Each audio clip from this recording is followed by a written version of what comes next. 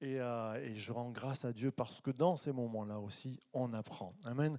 À tous ceux qui sont fatigués, à tous ceux qui sont malades encore, soyez bénis. Il est le Dieu qui guérit, il est le Dieu qui nous accompagne. Et quoi qu'il arrive, qui nous accompagnera pour l'éternité, puisque nos vies, nos âmes sont dans ses mains.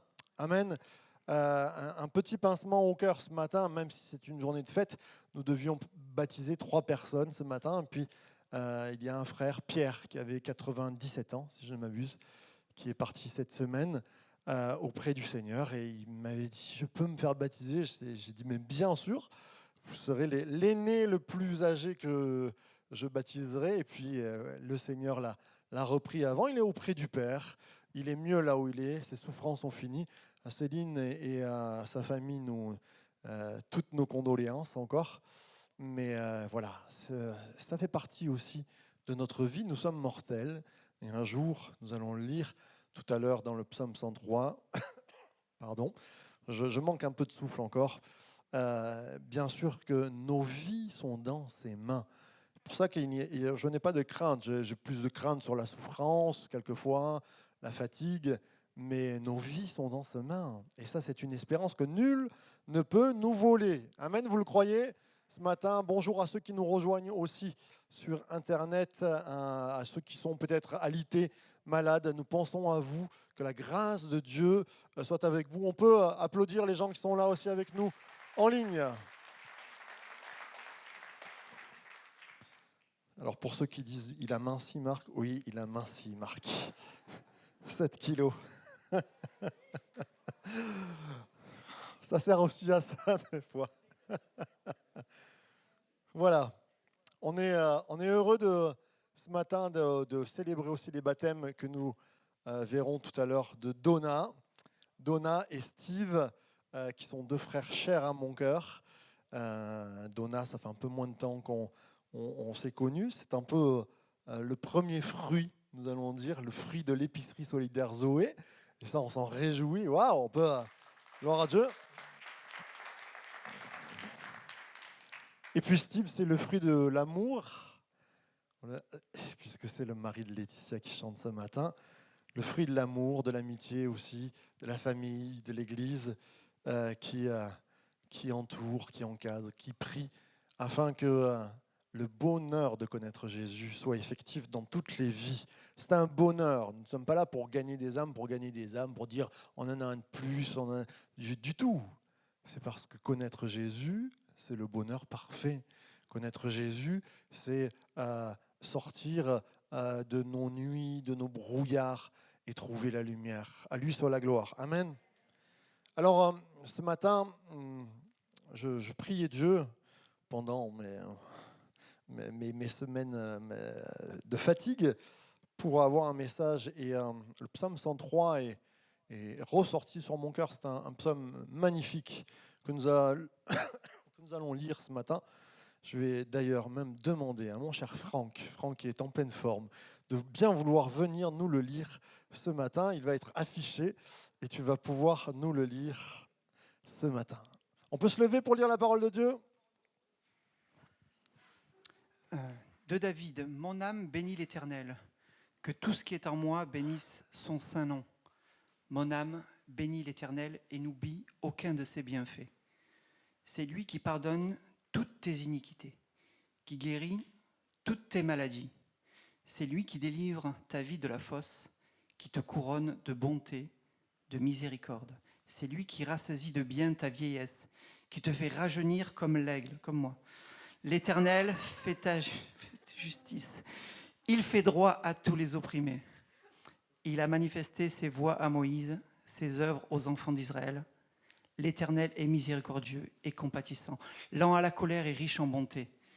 Il ne conteste pas sans cesse, il ne garde pas sa colère à toujours, mais il ne nous traite pas selon nos péchés, il ne nous punit pas selon nos iniquités. Mais autant les cieux sont élevés au-dessus de la terre, autant sa bonté est grande pour ceux qui le craignent. Autant l'Orient est éloigné de l'Occident, autant il éloigne de nous nos transgressions. Comme un père a compassion de ses enfants, l'Éternel a compassion de ceux qui le craignent, car il sait de quoi nous sommes formés. Il se souvient que nous sommes que poussière. L'homme Ses jours sont comme l'herbe, il fleurit comme la fleur des champs. Lorsqu'un vent passe sur elle, elle n'est plus, et le lieu qu'elle occupait ne la reconnaît plus. Mais la bonté de l'Éternel dure à jamais pour ceux qui le craignent, et sa miséricorde dure pour les enfants de leurs enfants, pour ceux qui gardent son alliance et se souviennent de ses commandements afin de les accomplir. L'Éternel a établi son trône dans les cieux, et son règne domine sur toutes choses.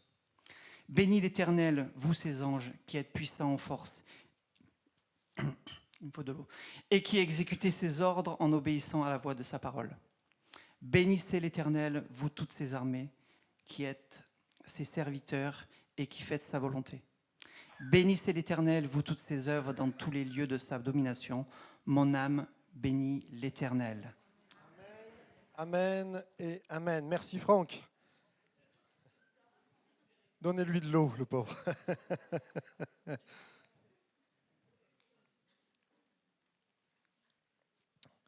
Alors, c'est un psaume écrit par David. Voilà, on est là, on le refait, on n'était pas prêt. C'est un psaume écrit par David, c'est bon. David qui était un serviteur de Dieu, un roi, musicien, berger, on a tout dit, voilà. Mais non, vous avez oublié quand même, mesdames, il était un mari quand même. Ben, c'est important, il était un papa. Il était un fils, bien sûr, aussi. Je crois que c'est important de le dire. David était un homme complet. Il a connu toutes des turpitudes dans sa vie. Il a commencé berger, le dernier de sa famille, le petit, on l'a envoyé devenir berger. Et puis, cet homme-là avait un cœur pur. Et Dieu l'a choisi pour devenir roi, d'un berger devenir roi. Il n'avait pas fait l'ENA. Il n'avait pas fait les grandes écoles et pourtant Dieu l'a choisi. Nous, on a toujours le côté, vous savez, romantique. Oh, il est beau, il est blond, les bouclettes, il est berger. Mais il sentait le berger, quoi. Il sentait le mouton. Il ne devait pas se laver tous les jours. Il ne devait pas être habillé comme un prince. Et Dieu en a fait un roi. Et ça, c'est important de se le rappeler. On a toujours ces idées un peu romantiques, là. Mais Dieu nous a pris dans nos endroits où ça sentait mauvais, où nous étions mal habillés, pour nous faire rentrer dans le royaume. Et c'est ça le baptême, c'est ce rappel que nous avons une vie de souffrance, une vie malodorante, je dirais, une vie de turpitude, une vie de combat, une vie de défense des biens. Et puis Dieu est venu et a fait de Donna et de Steve des fils de rois. J'aimerais entendre un grand amen ce matin. Il est important de se rappeler que Dieu est grand. Il est important de se rappeler que Dieu change ce que nous sommes et que quelquefois on ne se souvient plus. Dieu est grand, Dieu est tout-puissant. Je lisais ce psaume 103. Alors ce psaume 103, il les a comptés presque, je pense. Franck, tu te rappelles combien il y avait de versets? Il y en avait beaucoup. 22. 22. Alors 22, ça va vous rappeler quoi, 22? La police? Non. Alors, 22. Combien il y a de lettres dans l'alphabet hébreu? 22. 22. Pas dans l'alphabet le nôtre, il y en a 26, mais dans l'alphabet hébreu, il y en a 22. Et ce psaume est un peu pour dire au quotidien, Dieu est présent. Dans mon alphabet de ma vie, de mon A jusqu'à Z, Dieu va intervenir. D'ailleurs, il nous est dit, il est l'alpha et l'oméga. Pas l'omicron, hein. Il est l'alpha et l'oméga. Qu'est-ce que ça veut dire, alpha, oméga? Alpha, première lettre grecque, oméga, dernière lettre. Ça veut dire du début de A à Z, si nous on traduit, excusez-moi, si on traduit de A à Z, il est là. Dieu est présent. Et David, qui est sorti de rien et devenu roi, veut nous rappeler ces paroles. Il commence en disant « Mon âme bénit l'Éternel ». Premier verset. Dernier verset. « Bénissez l'Éternel, vous toutes ses œuvres, dans tous les lieux de sa domination. Mon âme bénit l'Éternel. Du début de sa vie jusqu'à la fin de sa vie, il veut bénir l'Éternel. Alors vous allez me dire, oui, mais c'est un cantique, c'est écrit comme ça, c'est parce que c'était joué avec de la musique, c'était beau. Non, il y a quelque chose de très important à comprendre.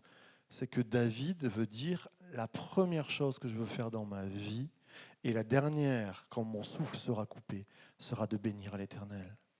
Ce qu'il y a de plus important. J'aimerais... Vous savez, quand on est malade comme ça, des fois on remet les pendules à l'heure et on dit, qu'est-ce qui est le plus important pour nous ? Qu'est-ce qui est le plus important pour nous ? Si nous devions partir demain, eh bien, David dit, le plus important pour moi, c'est de bénir l'Éternel. Ce n'est pas n'importe qui, David. C'est un berger, mais il est devenu roi. Il gère un royaume. C'est un homme intelligent. C'est un homme qui a du vécu. C'est un homme qui a vécu des guerres. C'est un homme qui a des richesses. C'est un homme qui a des enfants. Il dit, dans toute ma vie qui est compressée au milieu de ce psaume, du début à la fin, je veux bénir l'Éternel. Et ce matin, j'aimerais vous amener premièrement sur cette clé de bénir l'Éternel. Je crois que la bénédiction de Dieu, elle vient et elle appartient à ceux qui bénissent l'Éternel. Vous savez, la femme de Job qui va dire « maudit Dieu et meurt », c'est une mauvaise traduction, parce qu'on pense qu'elle a dit, vraiment en hébreu, c'est « béni Dieu et meurt ».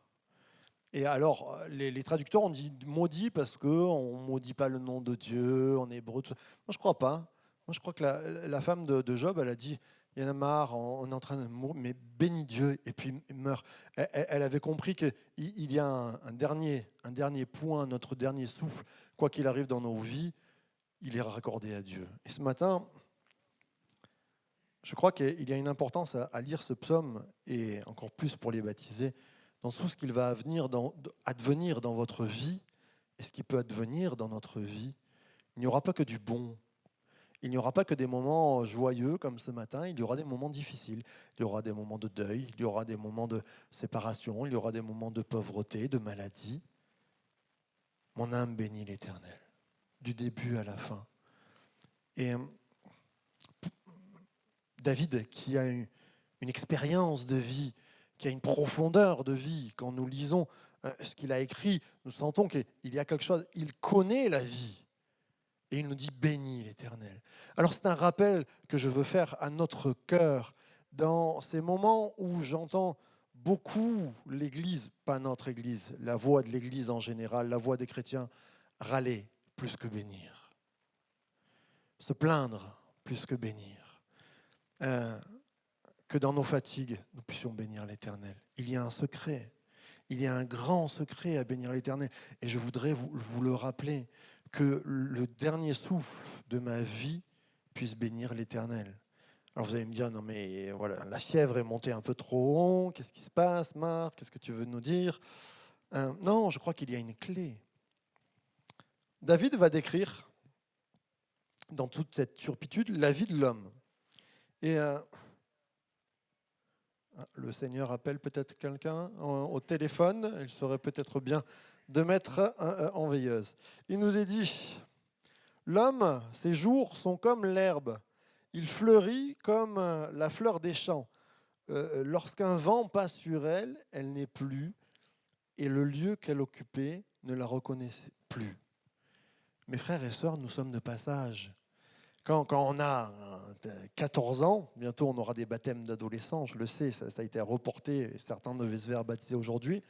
Quand on a 14-15 ans, on a la vie devant nous, quand on entend 40 ans, le pasteur il a 42 ans, Seigneur Jésus-Christ, qu'il est vieux. Et quand le pasteur il pense à ceux qui ont 70 ans, il dit « Oh mon Dieu, qu'est-ce qu'ils sont vieux, 70 ans !» Mais en fait, on s'aperçoit que la vie passe, que nous sommes comme l'herbe, elle est belle, elle fleurit. Vous allez voir de l'herbe là au printemps qui va refleurir, et puis en été elle va commencer à faner, et en hiver il n'y a plus rien. Et il nous est dit, le lieu qu'elle occupait ne la reconnaît plus. Quelquefois il y a des hommes qui se sont battus pour des causes, pour des philosophies, pour de la politique. Aujourd'hui je vous dis leur nom, mais ouais, certains on ne les connaît même plus. Même nos présidents de la République de 1920-1930, la moitié, quand je lis les noms, je ne les connais pas. Ce sont des hommes qui qui ont combattu, qui ont tout fait pour devenir président, qui ont passé des guerres quelquefois. Aujourd'hui, nous ne les connaissons plus.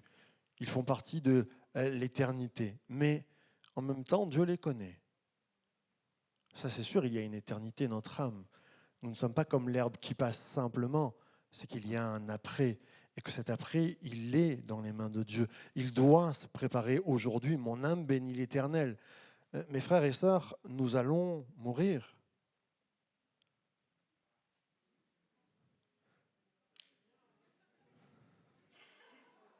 Non, mais je voudrais le rappeler. Juste comme ça. Mes frères et sœurs, nous allons mourir. Ah, ben quand? Quand? Quoi qu'il arrive, dans cette pièce, à part les plus jeunes, allez, les pitchounets, là, dans 50 ans, il n'y en a plus un. À part les enfants, 50 ans, c'est rien face à l'histoire de l'humanité. 50 ans, c'est un souffle qui passe. Mes frères et sœurs, nous allons tous mourir. C'est bien pour les baptêmes. Steve, il rigole, il se dit, oh là là.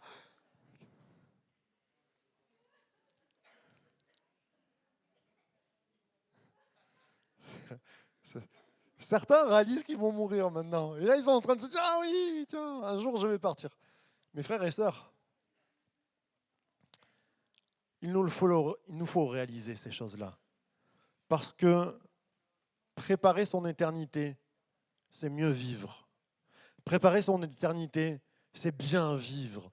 Préparer son éternité, c'est être prêt à chaque instant. Ça veut dire que la peur est chassée de nos cœurs. Pourquoi les gens ont peur du corona? Parce qu'ils ont peur de mourir. Pourquoi? La peur de mourir, la peur d'être infecté. Mais mes frères et sœurs, nous allons tous mourir d'un virus, de vieillesse, d'un accident. Est-ce que nous sommes prêts?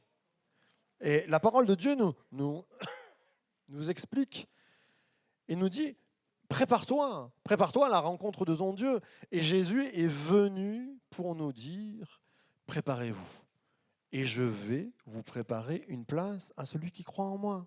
Ce matin, il y a une assurance dans le cœur du chrétien. C'est pour ça que je disais, il y a de la joie à connaître Dieu. Ce n'est pas pour comptabiliser des croyants en plus ou pour avoir du chiffre, comme Charlemagne qui allait vers les gens et qui disait « Faites-vous baptiser ». Non, on vous coupe la tête, on se fait baptiser. C'est pas ce qu'on a fait avec Donna et Steve. Hein. On est d'accord, hein, on le dira, c'est proprement par liberté. Mais à un moment donné, c'est la fin de la peur, rencontrer Dieu.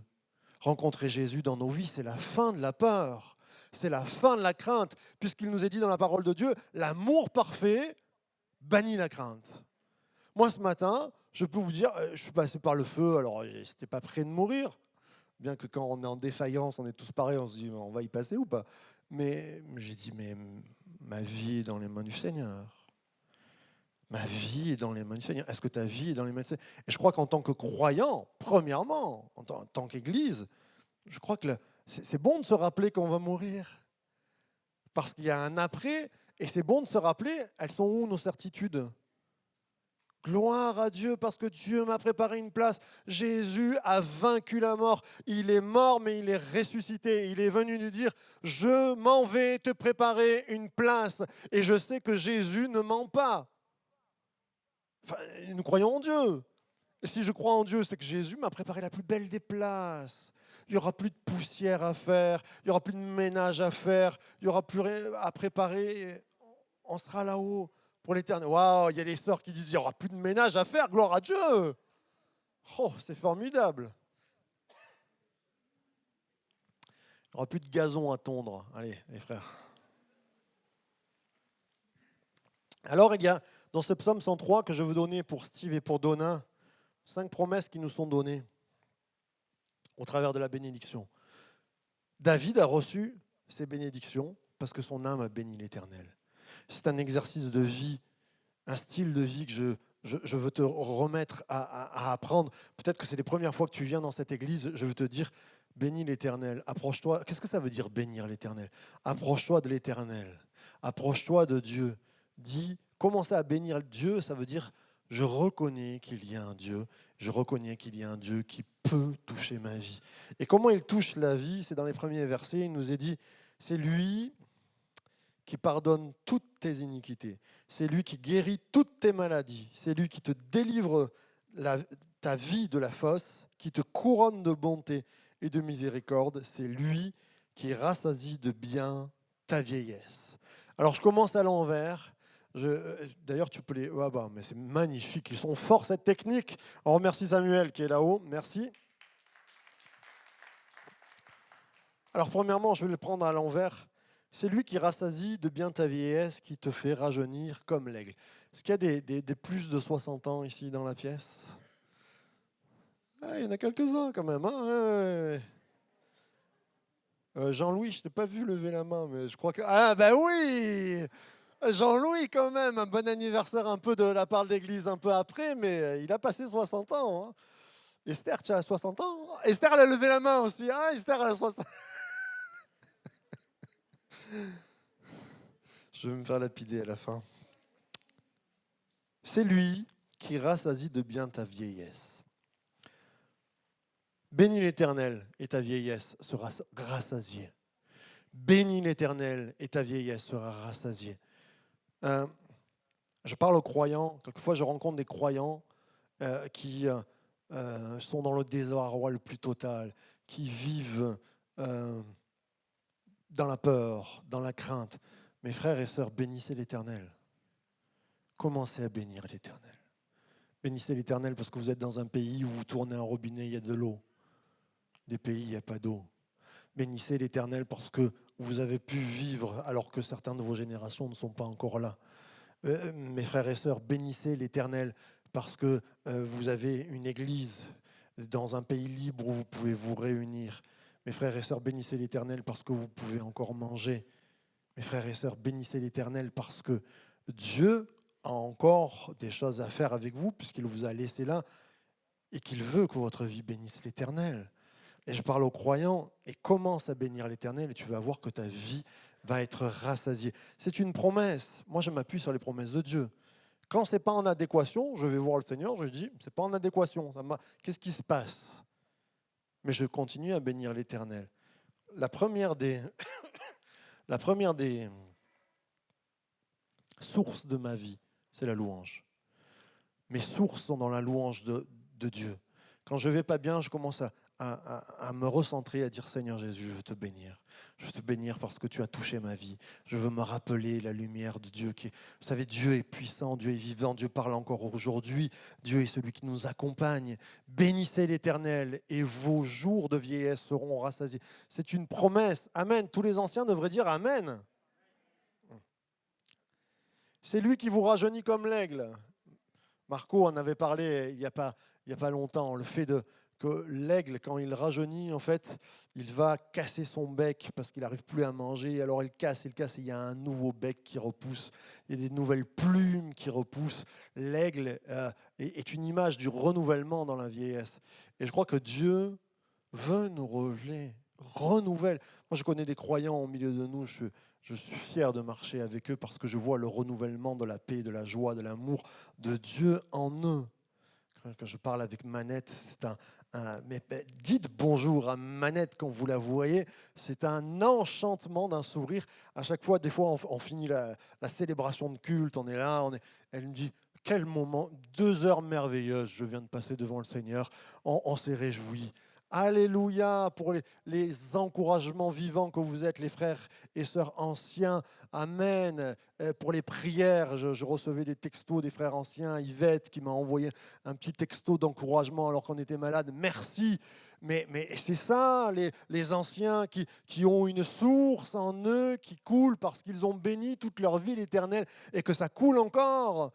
Dans un monde où les anciens périclites voudraient se rajeunir au possible pour retrouver l'enchantement de leur jeunesse. Mais non, on va tous partir, ça c'est sûr, et Dieu enrichit les personnes âgées. J'aimerais entendre un grand Amen.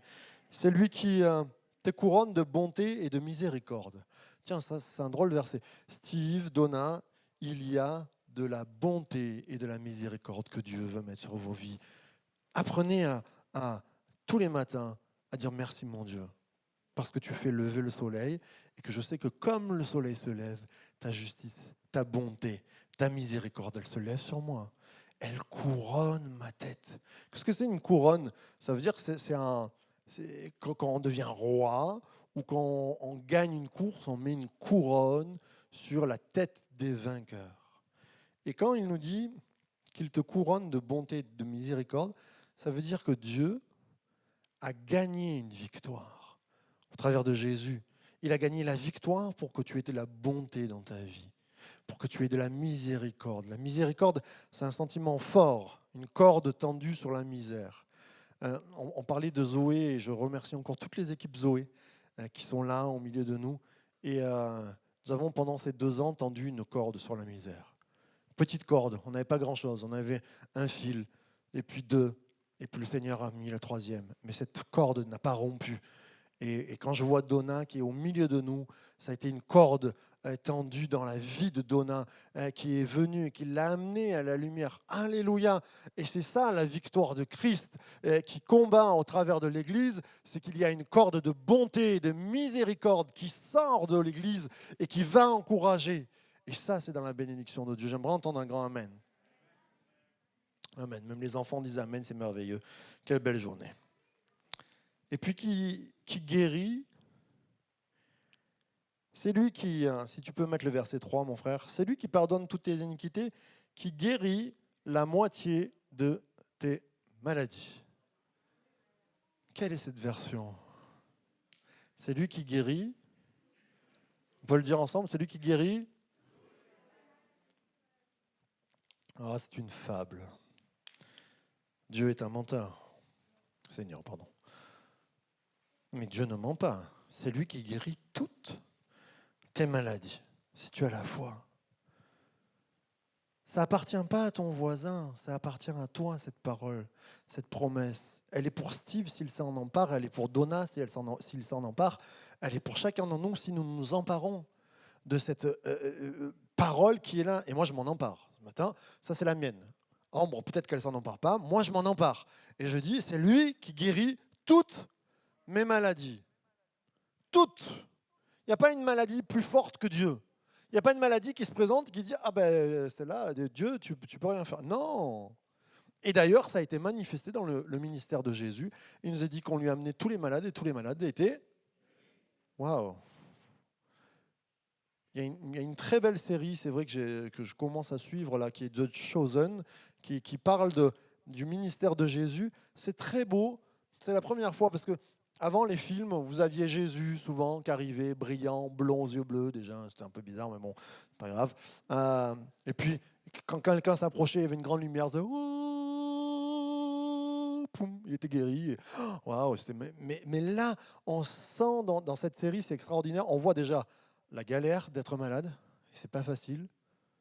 Et je parle pour tous les gens qui sont malades. Je crois que l'Église doit avoir un ministère d'intercession, d'entraide. Et nous sommes là aussi pour ça.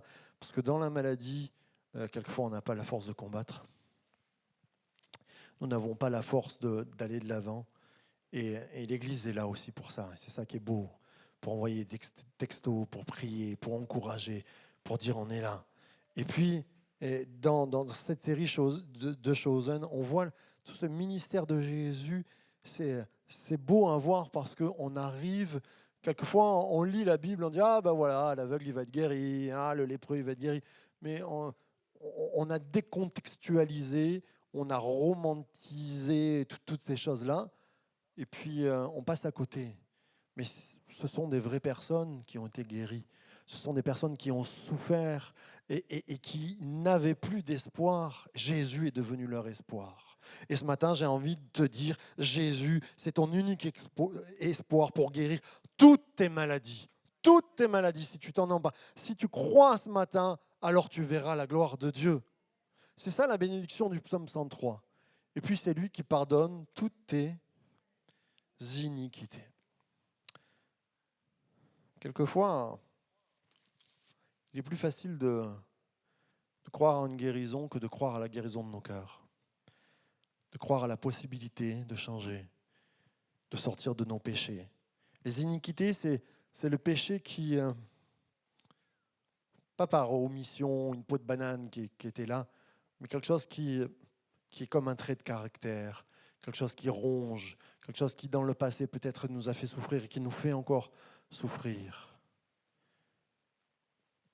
Ce n'est pas une baguette magique, Dieu.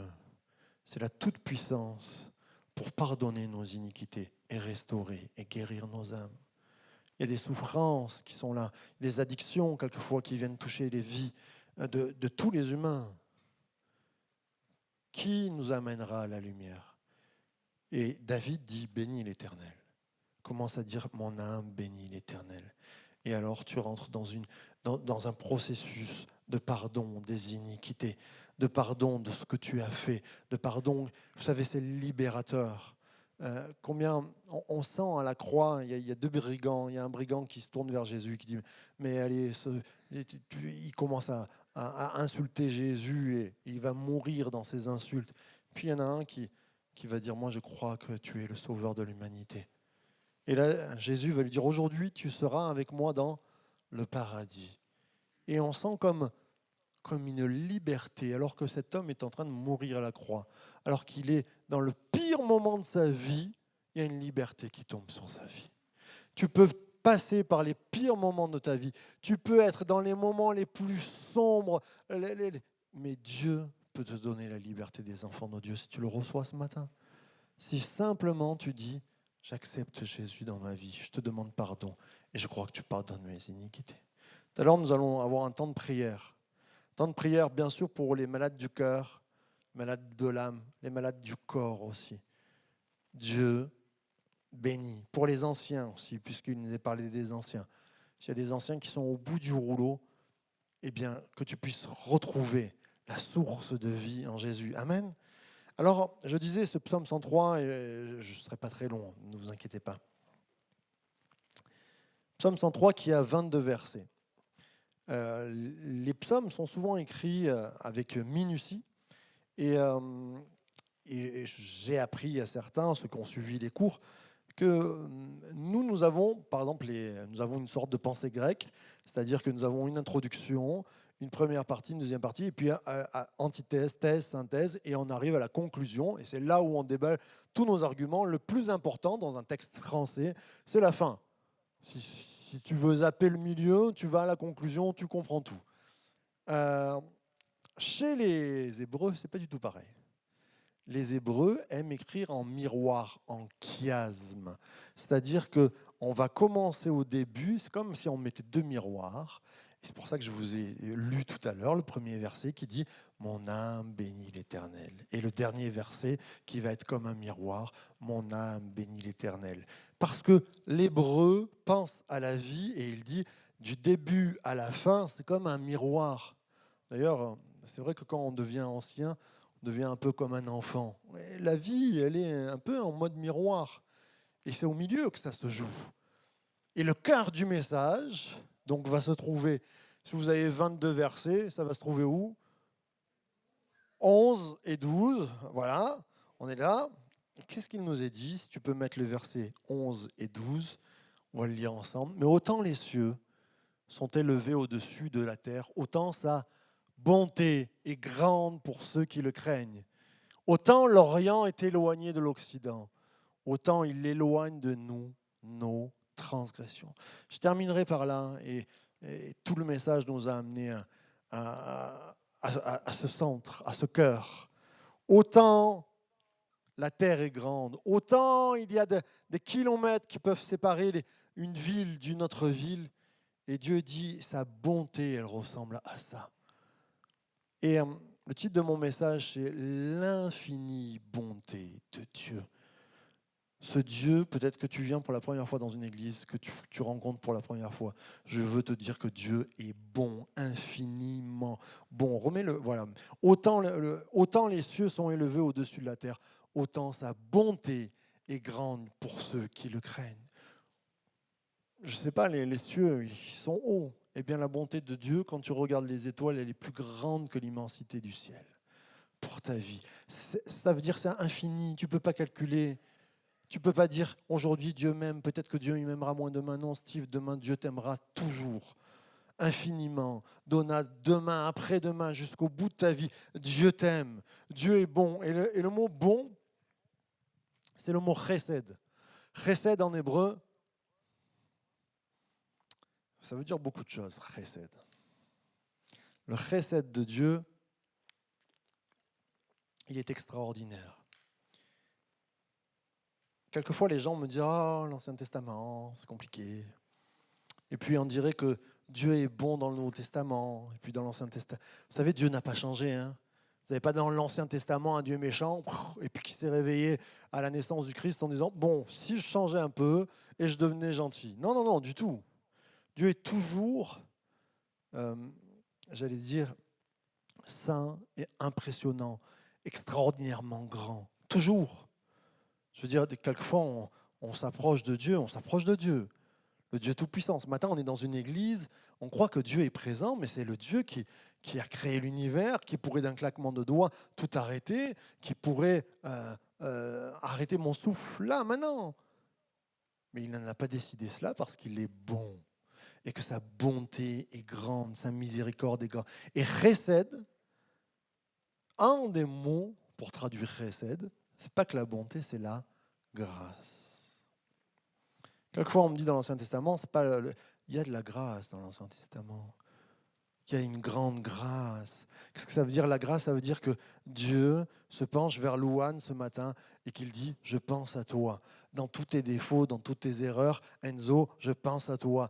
Dans tout ce que tu peux faire, je veux mettre une grâce sur ta vie. Je veux enlever tes iniquités comme il est marqué et je veux prendre soin de toi. » Le premier mot qui est chesed, grâce, qui apparaît dans la Bible, ça apparaît dans Genèse. C'est dans l'histoire de Lot. Vous vous rappelez Lot? Lot, c'est le neveu de notre cher Abraham. Et il s'est installé dans un endroit un peu... aujourd'hui, c'est comme si vous alliez faire des affaires dans un endroit, vous savez que c'est prospère, mais vous savez que c'est une ville de mafieux. Vous allez dans une... on te donne le choix, on te dit, bon, là-bas, tu vas être tranquille, dans cette zone-là, tu vas pouvoir faire des... Là-bas, tu vas prospérer comme jamais, tu vas devenir milliardaire. C'est des mafieux. Et l'autre, il ne regarde pas ça, il dit, allez, on y va. Et puis, il prospère. Et puis, un jour, ça termine mal, parce qu'il est entouré de gens qui sont mauvais autour de lui. Et que tout est corrompu, et que tout est en train de se corrompre, et qu'il y a un jugement qui tombe. Il y a toujours un jugement qui tombe dans la corruption. Toujours. Et alors que dans ce jugement, il est en train de tomber, il y a un homme qui va intercéder. Son tonton, Abraham, va prier. Il va dire, mon Père, notre Dieu, si tu devais détruire la ville de Sodome et Gomorrhe, s'il restait 100 personnes de justes, tu les sauverais? Et Dieu dit oui. Et si il n'y en avait que 20, eh bien oui. Et puis il s'arrête à un moment donné, parce qu'il est en train de marchander comme ça, en se disant, Seigneur, sauve Lot. Il y a une intercession qui se fait. Elle est magnifique. Et la première fois que le mot chesed, grâce, apparaît dans la Bible, c'est quand Lot se tourne vers Dieu et dit, fais grâce dans ma vie, fais chesed dans ma vie, interviens. Et qu'est-ce qui va se passer? Il va être sauvé, lui et ses filles, mais presque lui seul, sorti in extremis d'un enfer. Et cela nous rappelle que nous avons un intercesseur pour nos vies, qui s'appelle Jésus-Christ, qui a intercédé pour dire dans la ville de Fréjus, il n'y en avait qu'un qui se tourne. Vous savez que Jésus est monté à la croix pour que nous ayons ce chesed. Il est monté à la croix pour dire, dans toutes les iniquités, dans tout ce qui est impardonnable, je veux, mon Père, que tu puisses pardonner celui qui se tournera vers moi. Et ça, ce message, il est fort. Vous savez que quand Jésus monte à la croix, il est sûr de rien. C'est-à-dire qu'il est sûr, il n'y a aucun humain qui n'a été forcé pour se tourner vers Jésus. C'est un pari fou. Quand Jésus monte à la croix, il dit, j'intercède, je donne ma vie pour qu'il y ait peut-être une personne à Fréjus qui puisse dire, moi j'accepte Jésus et je crois qu'il pardonne mes péchés. Et ce matin, c'est l'appel qui résonne dans nos cœurs, pas que les non-croyants, aux croyants aussi. Est-ce qu'on choisit encore Jésus dans nos vies, aujourd'hui même? Est-ce qu'on est prêt à dire au Seigneur, je reçois ton chesed ce matin? J'aimerais qu'on puisse se lever alors que les musiciens viennent. Mon âme bénit l'Éternel. Mon âme bénit l'Éternel parce que c'est lui qui pardonne mes iniquités, qui guérit toutes mes maladies. C'est lui qui bénit ma vieillesse. Ce matin, on a les yeux fermés, on est devant Dieu, le grand Dieu, ce Dieu tout-puissant, ce Dieu créateur, ce Dieu qui peut changer nos vies et les retransformer. Quelquefois, on est chrétien depuis des années, mais on a oublié la présence de Dieu. Quelquefois, on n'a plus de priorité, on est dans des craintes, des peurs qui nous tiennent, les peurs de la mort, peut-être la peur de vieillir. Peut-être on est dans la douleur ce matin, dans la douleur de la maladie. Je ne vais pas faire un appel sur le devant, parce que c'est un petit peu compliqué ce matin, mais ce matin, on est devant Dieu. On a les yeux fermés. On est devant le Dieu du Chesed, le Dieu de la grâce, qui est monté sur la croix en faisant le pari qu'il y aurait un homme, qu'il y aurait une femme qui répondrait à son appel et qui dirait « J'ai besoin de Jésus dans ma vie. Je crois qu'il peut changer ma vie. Je crois qu'il peut changer mon cœur. » Et si c'est le cas ce matin, alors on a les yeux fermés, je ne regarde pas. Tu peux lever ta main devant Dieu pour répondre et pour dire « Je crois ce matin. Je veux croire encore au recette de Dieu. Je veux croire à cette bonté qui ne faillit pas, à celui qui enlève mon péché, qui enlève mes iniquités. » Alors que tu lèves la main devant Dieu, Dieu te voit. Dieu vient te bénir. Peut-être que ce matin, il y a des personnes qui sont dans une extrême fatigue morale et psychologique. Peut-être que ce sont des anciens, personnes âgées. Le Seigneur veut te dire, il veut te renouveler ce matin. Alors lève la main devant Dieu. Lève la main devant ton Père qui peut te renouveler, qui peut te rajeunir comme l'aigle. Lève la main devant ton Père qui peut souffler un esprit de vie sur ta vie. Peut-être qu'il y a des personnes malades physiquement. Tu as besoin de guérison. Il est celui qui guérit toutes tes maladies. Lève ta main devant Dieu. Notre Père, nous sommes devant toi. Tu es le Dieu grand, efficace, puissant, grand et glorieux. Tu es celui qui transforme nos vies. Tu es celui qui nous a amenés à la lumière. Tu es celui qui a tout changé. Tu es le Dieu du Chesed, le Dieu de la grâce, le Dieu qui guérit toutes nos maladies. Alors ce matin, par la puissance de ta main, par la puissance de ta résurrection, que toute maladie soit chassée et que les corps soient guéris. Que toute dépression soit chassée et que les esprits reprennent vie. Que tous les anciens soient rajeunis comme l'aigle, ceux qui se tournent vers toi. Et que tous ceux qui te demandent pardon et qui se repentent soient pardonnés au nom puissant de Jésus. Et nous disons Amen, Amen et Amen. On peut applaudir Jésus ce matin.